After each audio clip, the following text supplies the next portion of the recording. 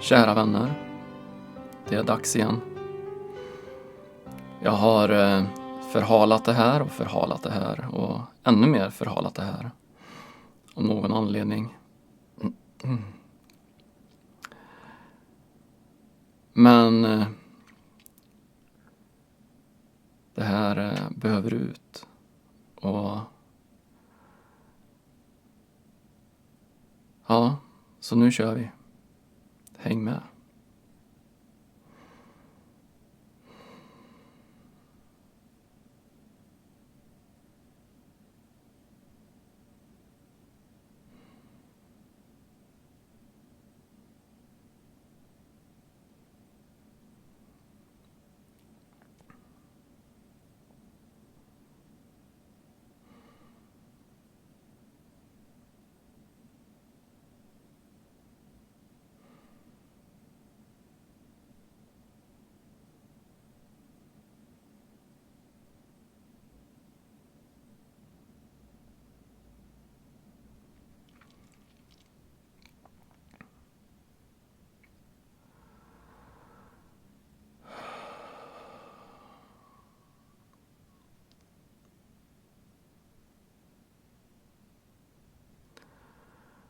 Så jag befinner mig i vad som känns som ett heligt utrymme. Ett utrymme där inga intryck kommer in och inga intryck kommer ut.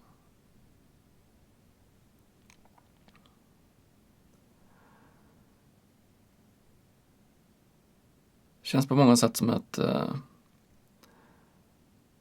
det är ljudisolerat, men det är som att även andra typer av förnimmelser, även det är dämpade, hålls tillbaka.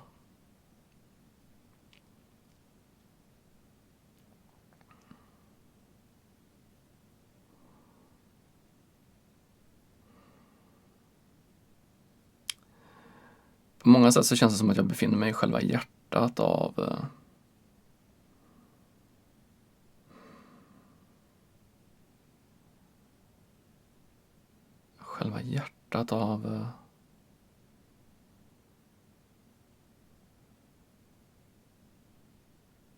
jag finner inte ord.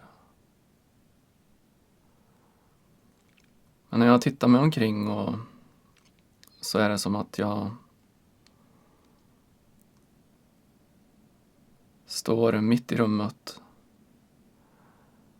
Och att det går, när jag tittar upp så är det som taket är inte platt, det är högst i mitten. Sen så blir det lite lägre mot kanterna. Och det är inte en kupol, utan det går ut som ekrar. Och jag ska se om jag kan räkna dessa ekrar. Och den är helt symmetrisk. Och ekrarna går från golvet upp med väggen. Och sen strålar de samman i mitten utav taket.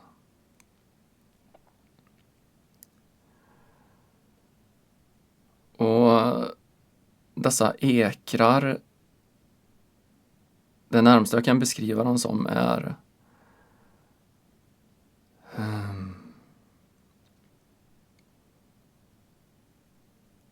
att de skulle vara gjorda utav trä, ett mörkt träslag.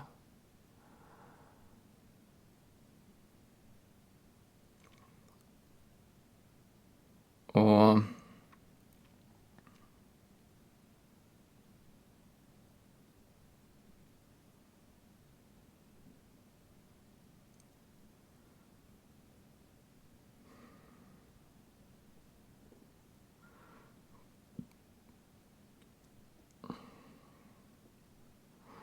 Ska se om jag kan räkna.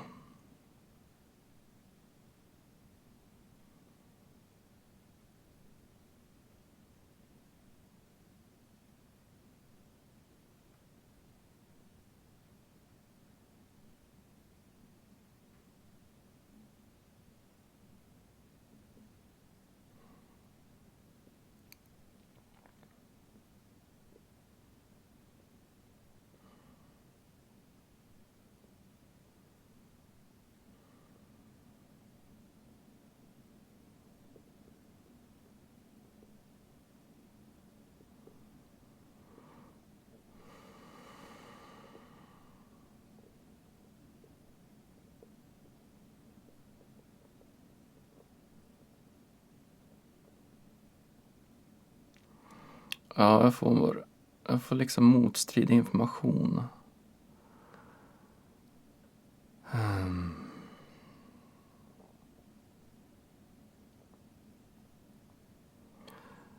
Ja, jag undrar om det kan vara att detta inte är det viktiga. Annat än att känslan i det här rummet är att det är heligt. Det är...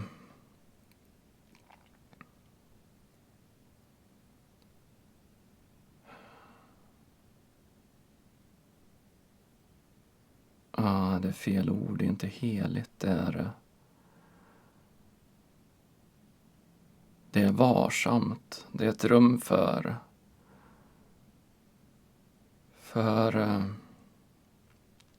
inre stillhet, ett rum för betänkande och reflektion.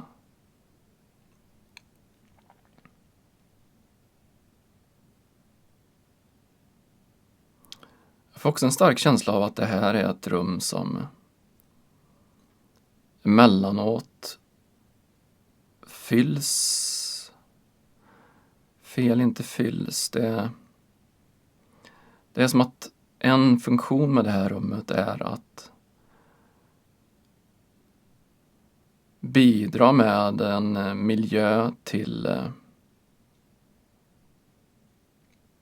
reflektion, inte bara utav en person utan av flera personer som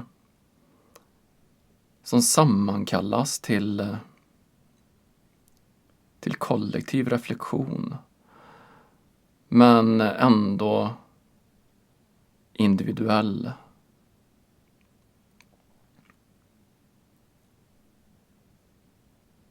Det här är ett rum för försoning. Ett rum för enande. Ett rum för kontemplation.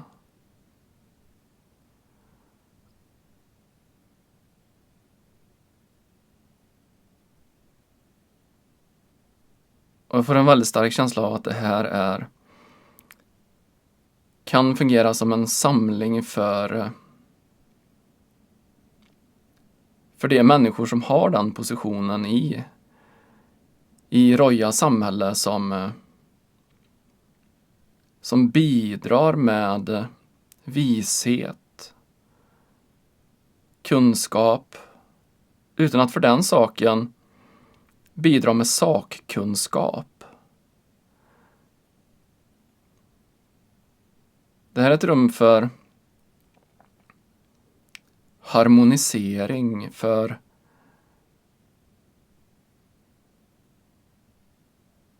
ett bidrag ur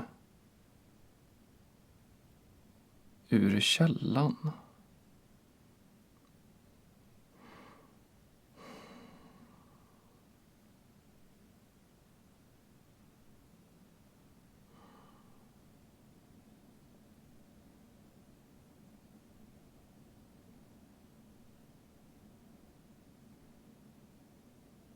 Det är också ett rum för utvärdering, ett rum för guidning. Ett rum där själslig guidning kan ges uttryck ett bollplank, ett verktyg för progression.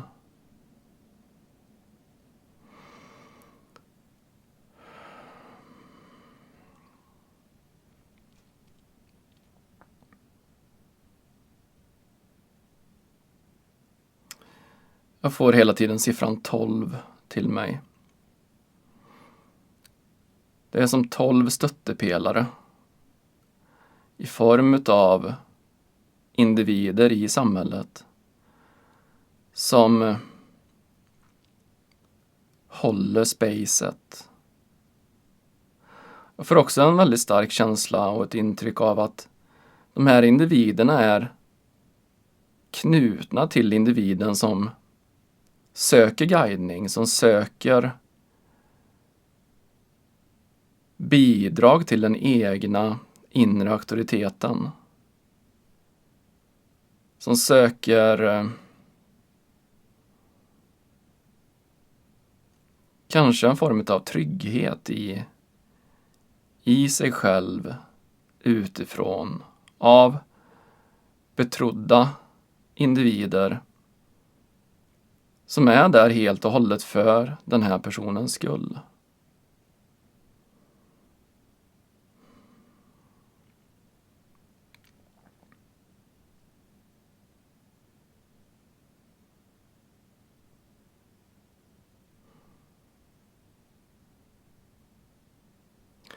Det har ingen egen agenda. Det har ingen egen vinning utan bidrar med sitt varande för den personen som söker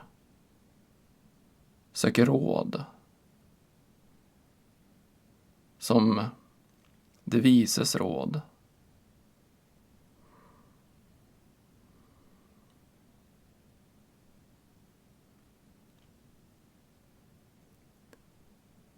Och när dessa personer placeras i en cirkel, i en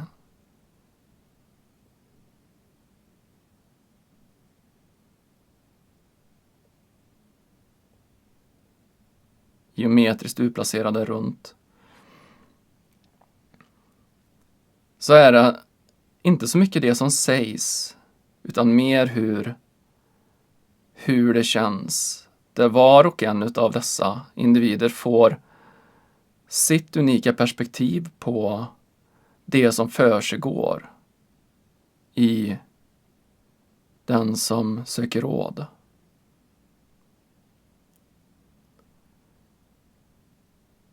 Faktum är att processen är i stort sett ordlös. Individen i mitten finner sin väg, sin sanning, genom den harmonisering som sker när de 12 smälter samman, när alla blir ett. Var och en känner både friktion och harmoni, men förbiser detta och bidrar med sitt varande, sin livserfarenhet i form av energimässig grundning, energimässig hörnsten, energimässig harmoni.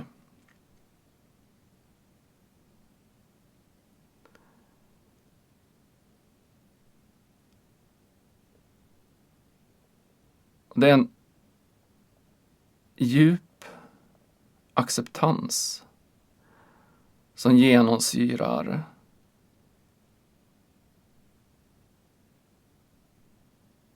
hela upplevelsen.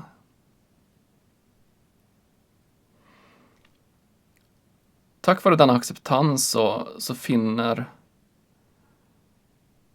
även den som sökt råd acceptans för sitt varande, för sin presentation utåt, för sin upplevelse av det som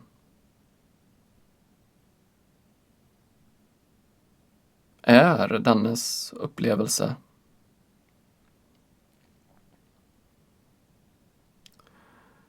Det blir som en stämgaffel där människor nära den här personen, från det att den först kom till världen,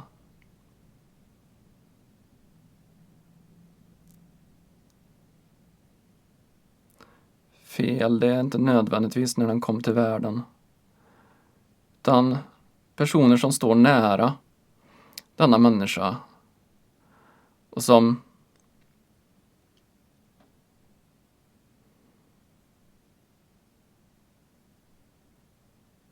faktum är att alla står nära varann. Men att det är som olika... Ja, det kommer så mycket information nu. Det är som att de här ekrarna i rummet symboliserar olika slags själsvägar, själsgrupper.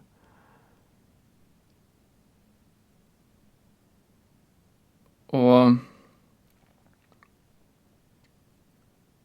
någon, kanske Roja, kommer in och förklarar att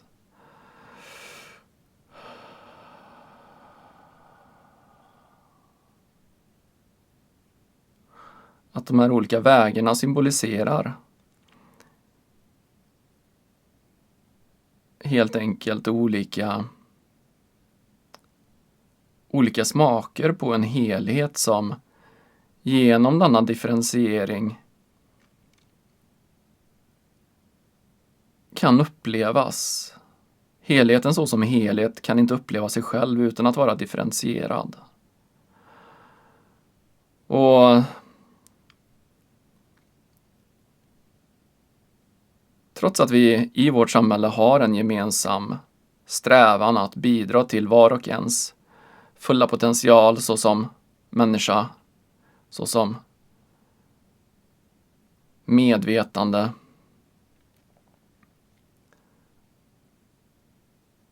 så befinner vi oss ändå på olika vägar, på olika fraktaler. Vi hamnar tillsammans med människor som är i resonans med oss. Och det som är närmast oss är i resonans med oss. Som kollektiv i vårt samhälle är vi också i resonans med varandra. Men det är på en sådan nivå att som helhet så sker inte utveckling. Utvecklingen sker tack vare vår individuella ton, vår individuella frekvens. Och ju närmare människor står oss, ju mer lika är de i ton och frekvens. Så det här bildar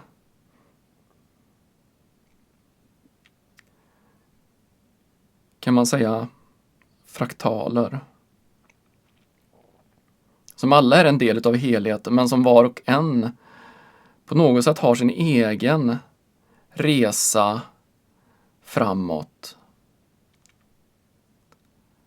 Och i det här rummet så samlas 12 personer från den här individens fraktal. Och det är en kombination av människor som känner sig kallade och som är kallade.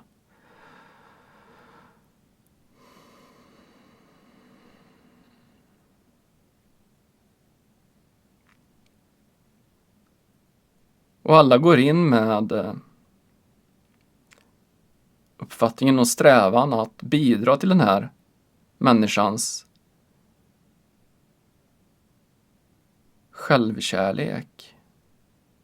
Att vara där som stöttepelare, som harmoniserare i full acceptans och kärlek till den som söker råd, som söker harmoni.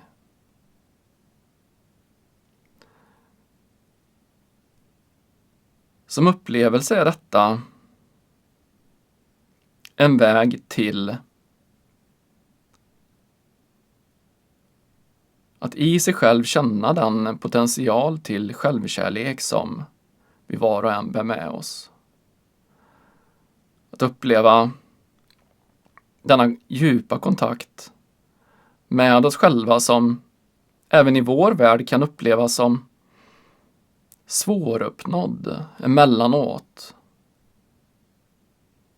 Märk väl att vi delar ert psyke.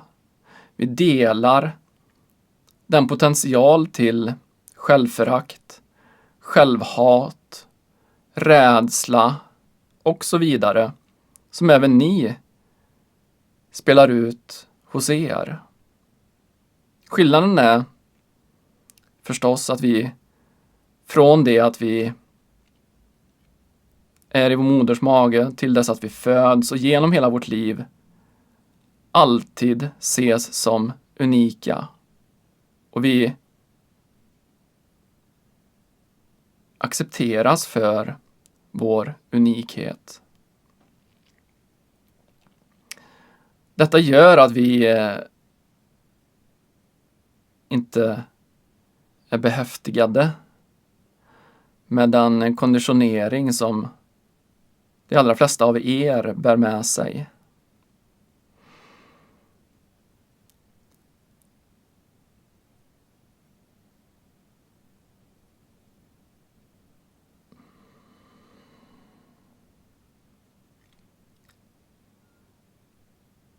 När var och ens unikhet får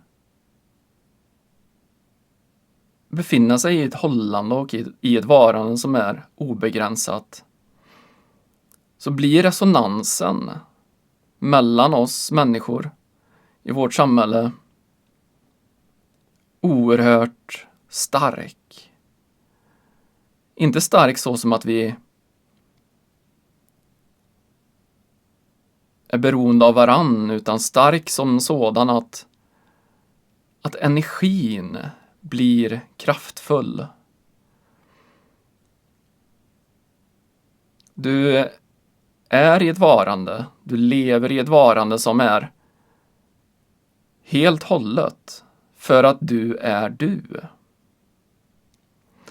Och i den här salen, i det här rådrummet som vi befinner oss i nu, där ges möjligheten till en upplevelse av full kontakt.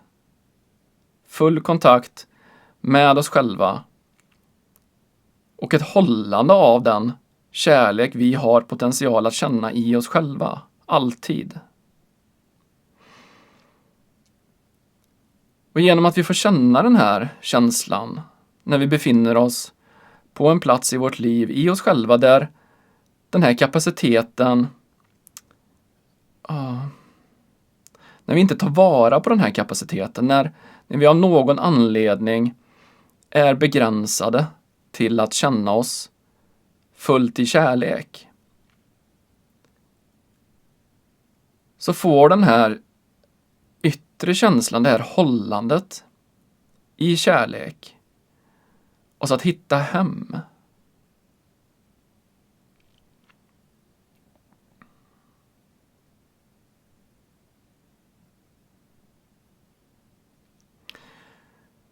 Våra konflikter kan på många sätt överhuvudtaget inte jämföras med de konflikter och den friktion ni upplever.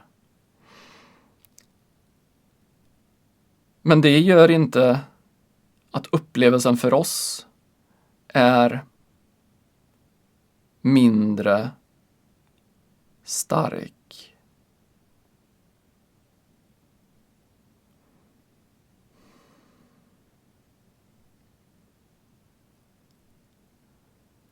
Vi upplever alla avkall på självkärlek som starka svajningar i i vårt eget varande. Och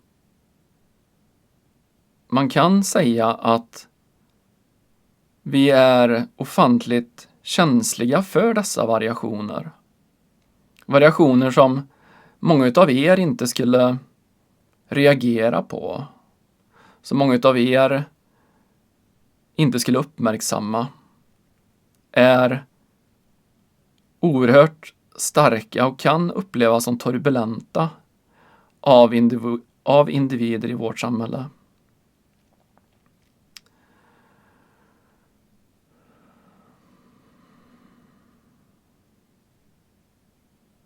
Så detta rådrum är på många sätt en healing. En healing där vi får komma tillbaka till vår egen potential, vår egen känsla av djup kärlek. Där vårt medvetande, passageraren i denna kropp, får uppleva på nytt hur det faktiskt är. Att vara inkarnerad, att vara i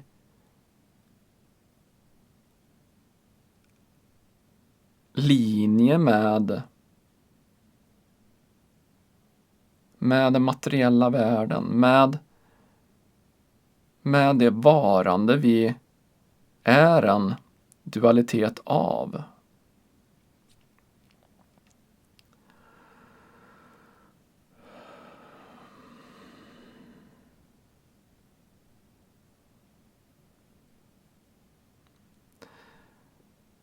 Hos oss är alla individer gudomliga aspekter. Vi vet att var och en av oss är en del av någonting större. Och att vi tillsammans utgör en helhet. Men vi går aldrig ifrån den vetskap vi har om att var och en är unik. Det finns ingen anledning för två stycken exakt likadana att existera samtidigt.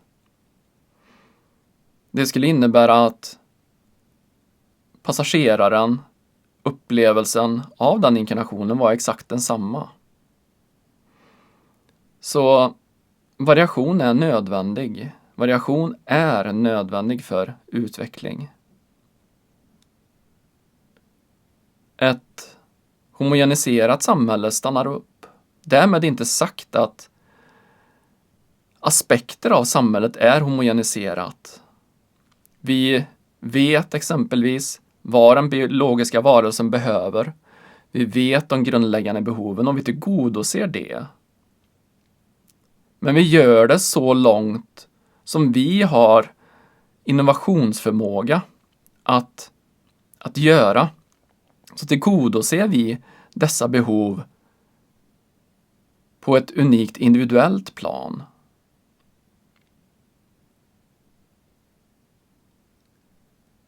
Vi bygger samhället på sådant sätt att var och en har tillgång till det den behöver när den behöver det. Utifrån den egna unika aspekten, det egna unika varandet.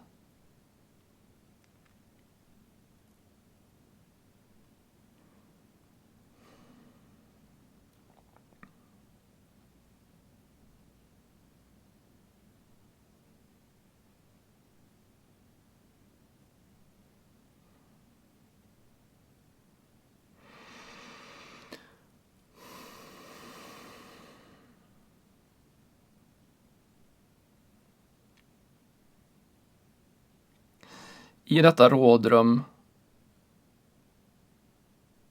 så råder tystnad.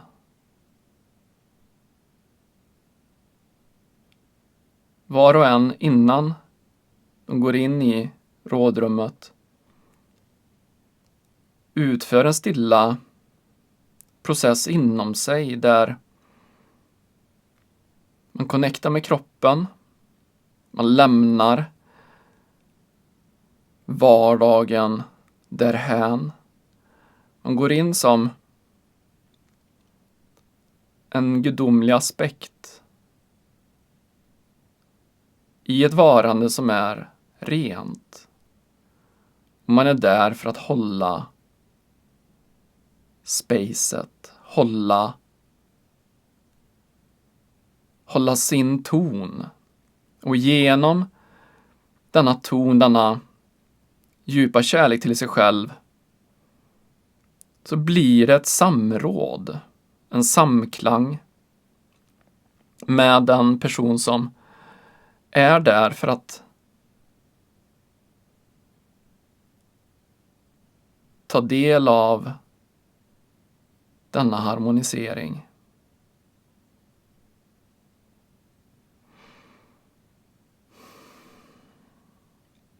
Det är en reningsprocess på alla plan.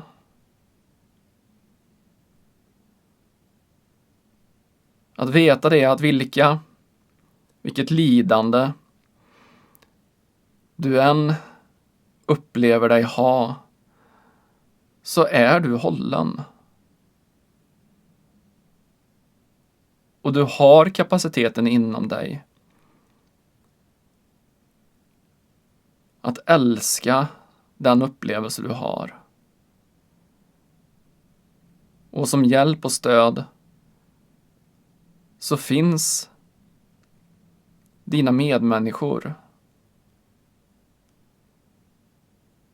Ditt råd.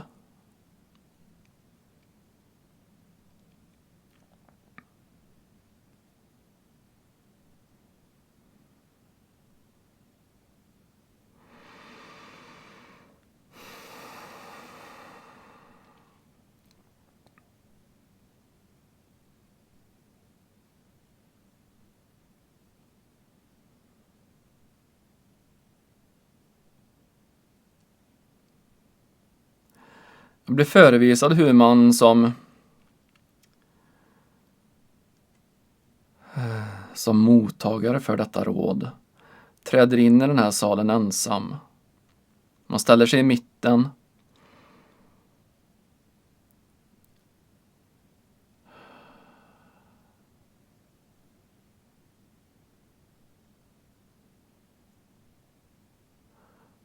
Och kort därefter så kommer de andra in. Och det är som att de kommer ur öppningar i väggarna, så alla går rakt. Det finns alltså inte en öppning och att man sen ansluter i ring runt den här personen, utan man kommer in från varsitt håll. Där man har gjort denna reningsprocess, denna kontemplation över ens egen ton. Så att man går in ren, man går in i kärlek. Man placerar sig sen tätt runt den personen i mitten. Så att man alla befinner sig i aura, i energimässig kontakt. Symboliskt blir det att man står som individ, blir sedan en del av helheten.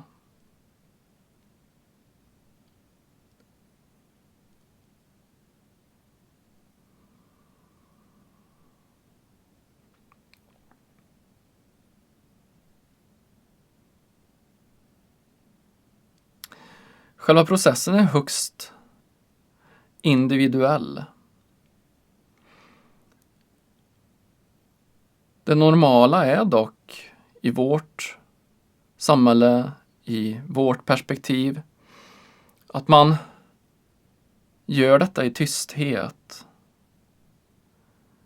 Ofta är det fullt tillräckligt. Jag skulle säga faktiskt att det alltid är fullt tillräckligt. Där vi befinner oss, att bara få motta denna känsla av acceptans, denna djupa självkärlek hos var och en som sedan smälter ihop i en kärleksharmoni, en kärleksfrekvens som man kan ställa in sin egen kompass utifrån. Veta att vad man än upplevde när man var i sig själv, ensam, inte är sant.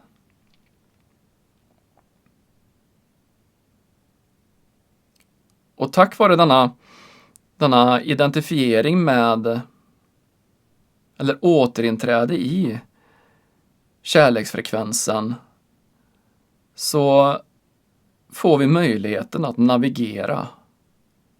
Vi får möjligheten att träda utanför vår egen obalans.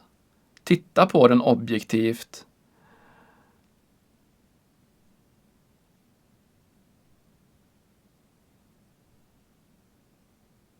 Och på något sätt är det som att vi lämnar den. Vi lämnar den vid sidan. Vi blir påminda om vår egen ton, om kärleksfrekvensen.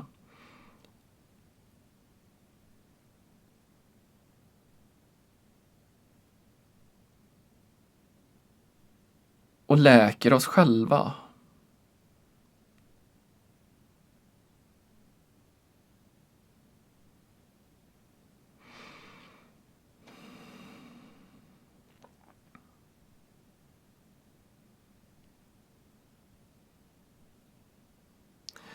Gruppen människor känner kollektivt när processen är klar.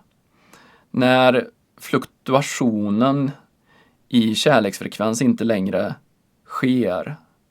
När frekvensen är statisk och så innebär det att alla har nått den, inklusive den som befinner sig i mitten.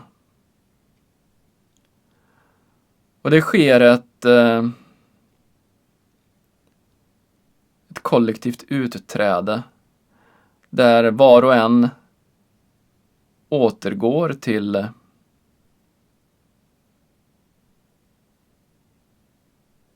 jag får se framför mig faktiskt hur den här ringen människor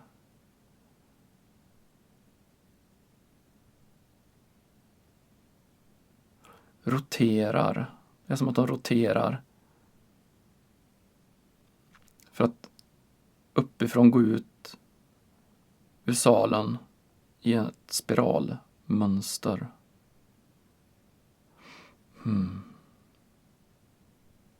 Ska se om jag kan få till mig vad syftet med det är. Ja, och jag får till mig att det handlar om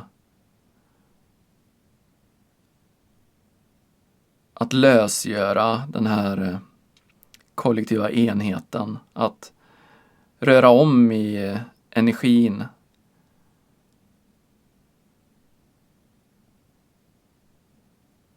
Som att skapa en harmonisk liten energivisp. Ja. Så att den i mitten välkomnas till att helt och hållet stå kvar i sin egen energi.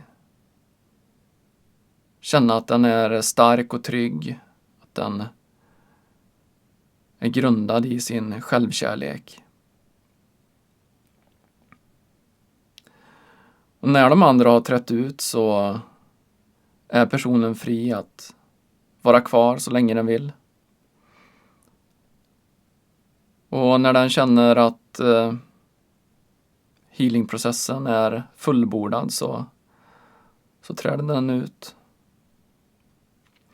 Och det här är på många sätt ett heligt utrymme, ett heligt space. Eftersom interaktionen är energimässig så har den inte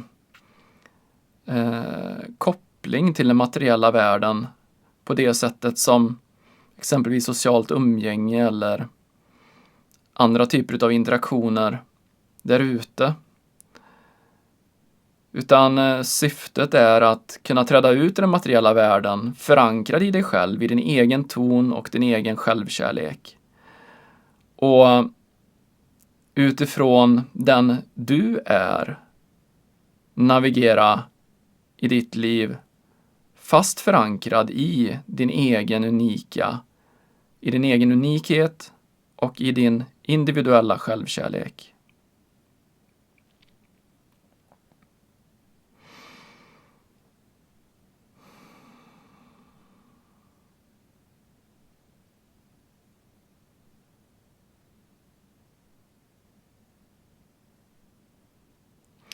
Jag får till mig att det här alltid utförs när någon känner att det är Roja som vill berätta nu igen.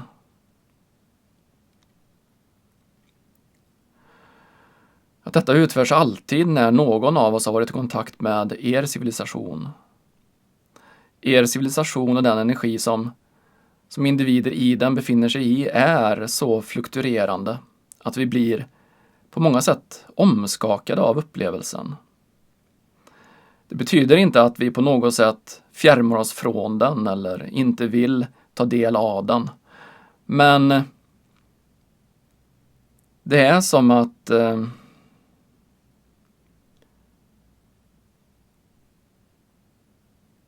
vi efter kontakt kan bli lite trubbiga i vår egen inre trygghet. Det är inte normalt för oss att uppleva den typen av fluktuation som vi upplever när vi står i kontakt med er. När vi tar del av era frekvenser, det vi kallar harmoni, så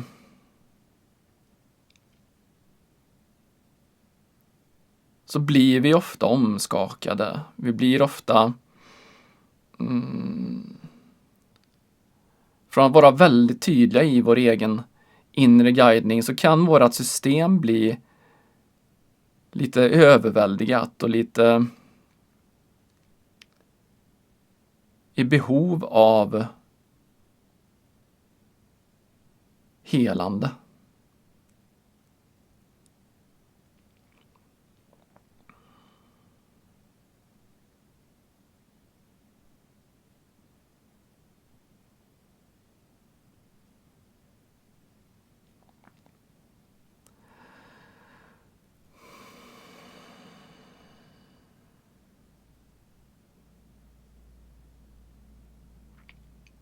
Vi är ett fåtal i vår grupp, i vår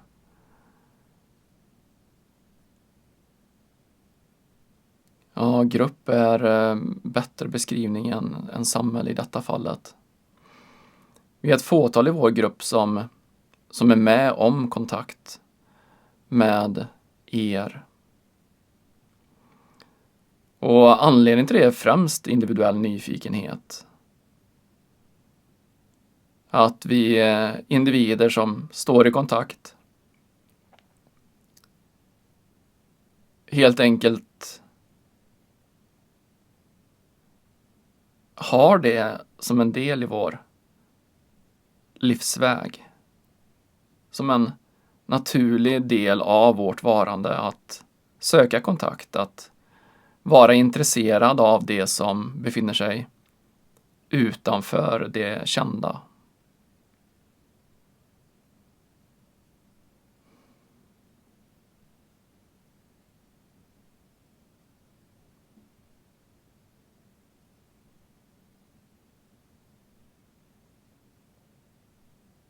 Och tack vare att det är naturligt för oss som sätter oss i kontakt, som har den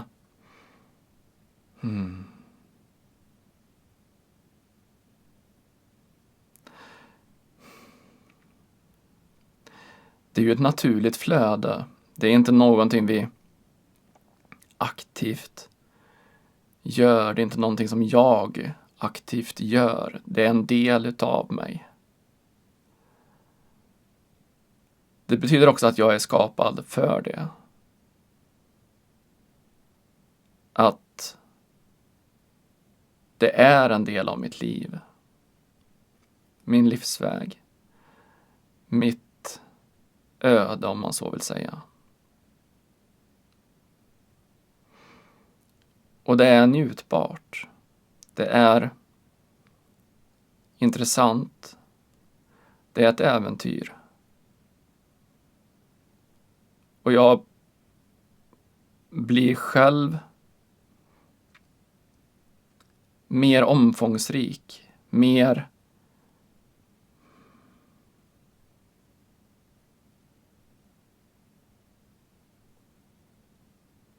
min begreppsvärld blir helt enkelt mer omfångsrik.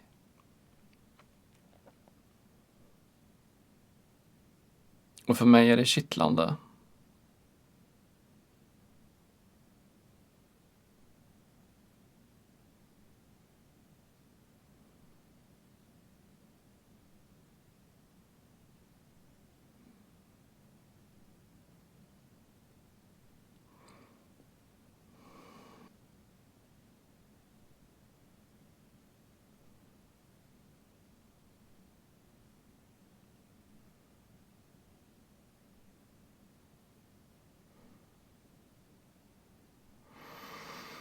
Ja. Ja, det känns som att det är klart där.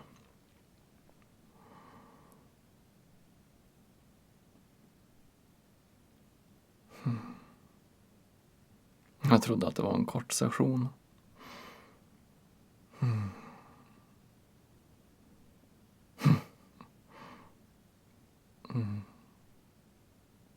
20 minuter på sin höjd.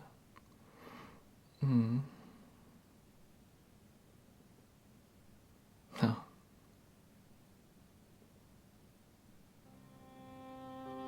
Tack för att ni var med. På återseende. Hej då.